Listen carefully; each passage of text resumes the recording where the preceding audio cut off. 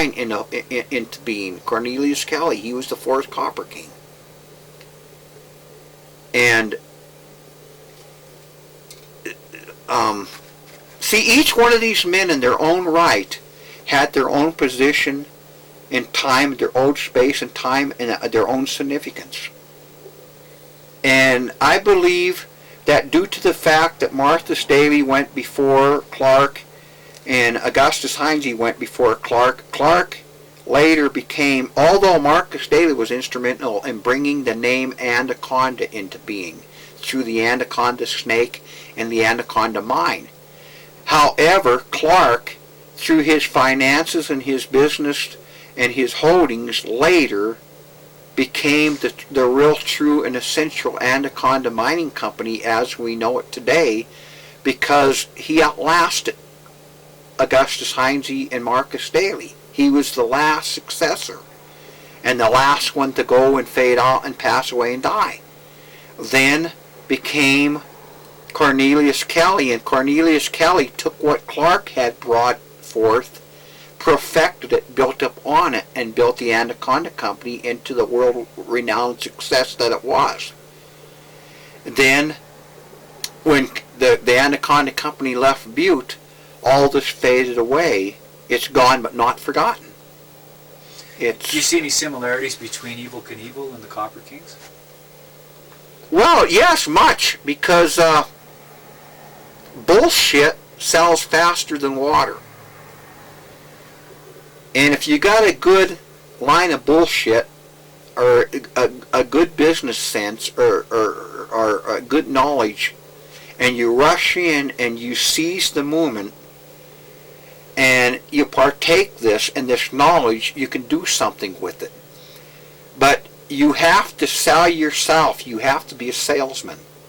And Clark was a salesman.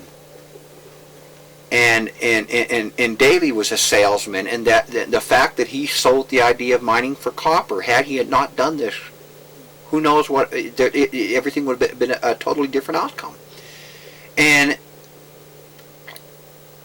Evel Knievel worked his affairs up on the same guidelines. He come up with a good line of bullshit. He rushed in, he seized the moment, and he paved his own road, as did the Copper Kings before him, before he did what he was going to do. In fact, he's like the famous pool player, Minnesota Fats. Knievel can actually jump a motorcycle 500 feet. But before you expose this to the public, you bleed it. You bleed it. And what I mean by this is you do 100 feet. Show them this. Make money off of it. Do 150 feet. Show them that. Show them 200 feet. Show them 300 feet. When all this in its own right is a sensationalism, when knowing deep down inside that you can do 500 feet. You never show the good stuff until the end. Because if you show the good stuff first, and Robbie knows this, Evel Knievel's son, if you show the good stuff first, what's left to do? You risk your life for nothing. Because if you could jump the Snake River Canyon, and you prove this, to make more money or to up it another notch, you have to do something more sensational. And more sensational and more sensational. And like the Lord Jesus Christ, if you have to walk on water and you show people you can walk on water, you have to come up with something better. And this is where daredevil, the word in its own sense, becomes dangerous. Because in order to become a true daredevil and make a living at it, you have to know your own extremes, your own capabilities, and what you can really do. And more important, keep your big mouth shut. And Evel Knievel learned this. He went all over the country bragging that how great he was and he could jump the Snake River Canyon. And lo and behold, he risked his life trying to do it. in that he was a man of his word. Evel Knievel's word was as good as gold. And at least it was in the earlier years, but as I found out years later, it wasn't so good.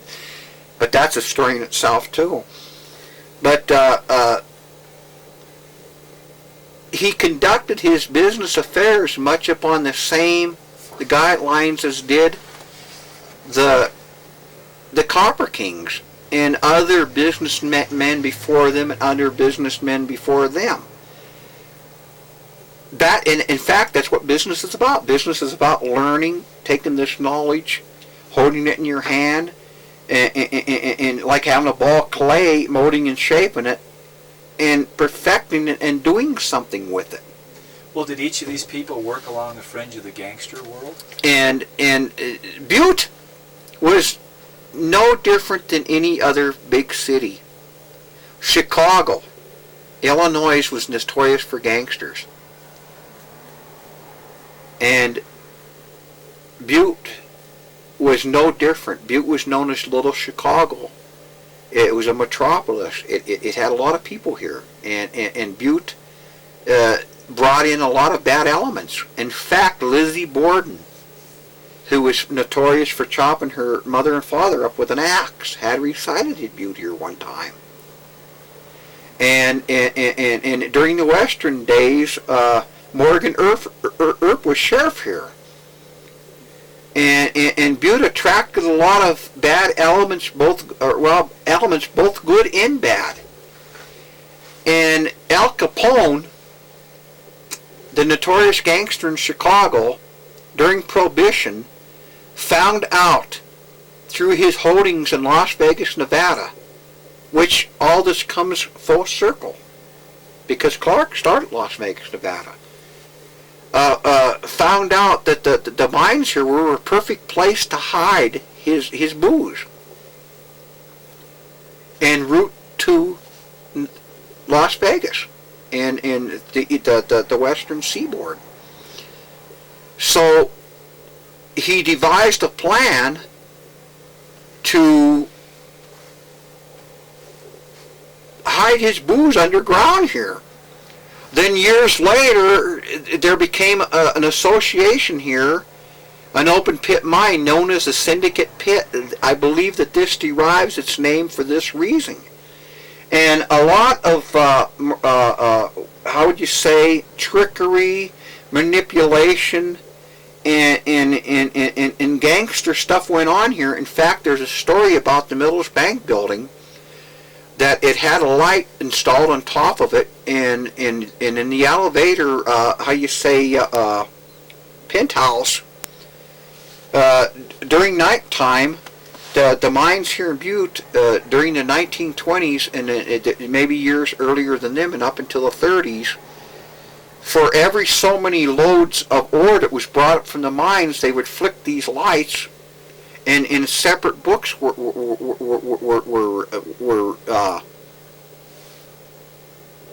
taken or made for skimming off the top, and this was all done through the Mills Bank building.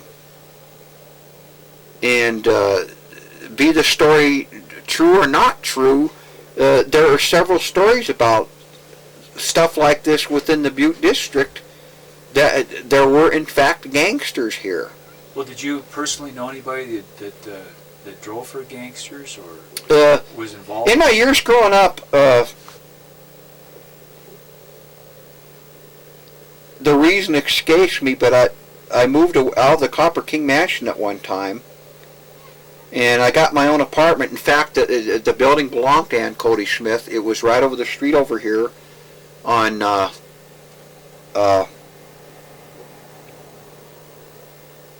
Colorado Street, and it was an apartment building that Pets had referred me to, which she had purchased from this gentleman named Poplar, and him and his wife owned the building, and we were renting from them, my oldest brother and myself, my brother Johnny.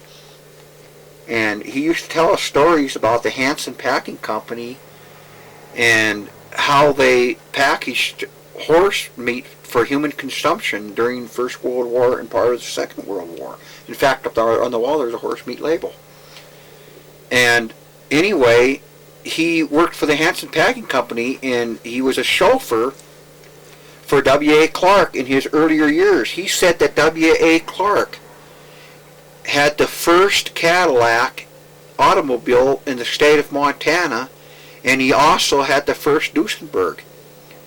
And he had stored one of his automobiles in the garage, which is directly behind the Art Chateau building and the Charles Clark home, which was originally built for a carriage house.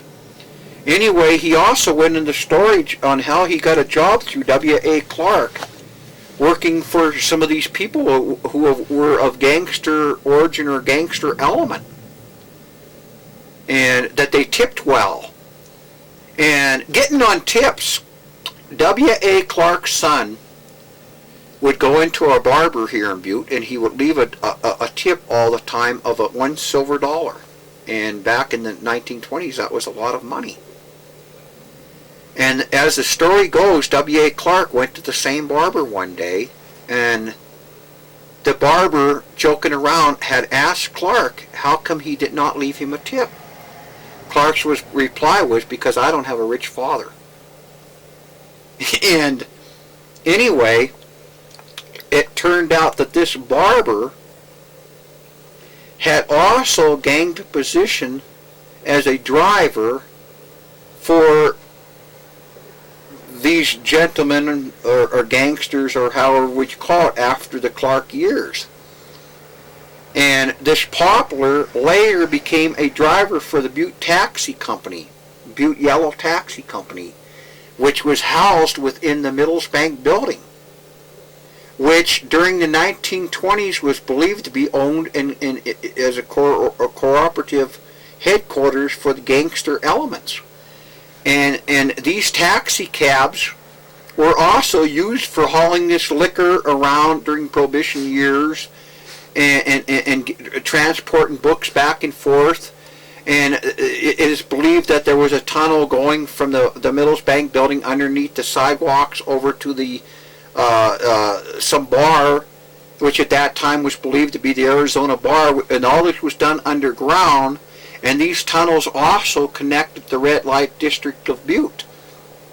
And part of this is still in existence today, and also went down into the Chinatown district of Butte City, Montana.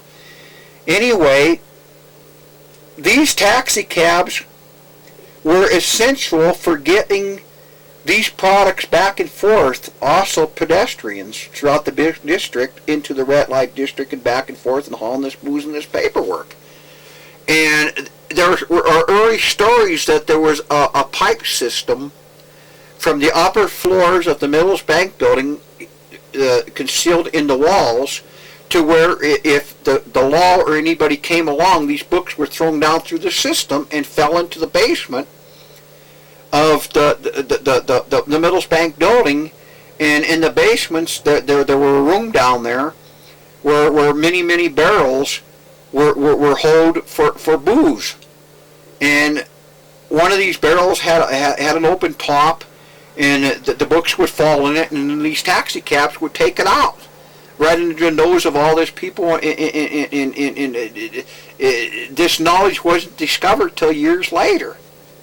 And the building was bought and sold over and over the years. And in one time, Harp Cody, Ann Cody Schmidt's brother, had purchased the building, and Petz was telling me stories when in my younger years up the mansion about this. And in my gathering of it, or how I put it together, was the early years of the Butte taxi cab business were ran by gangsters. And the Butte limousine service was also ran by the Butte Yellow Cab Company years ago. And it was necessary for men like this Poplar to drive these cabs and to drive these limousines and chauffeur these people around. And this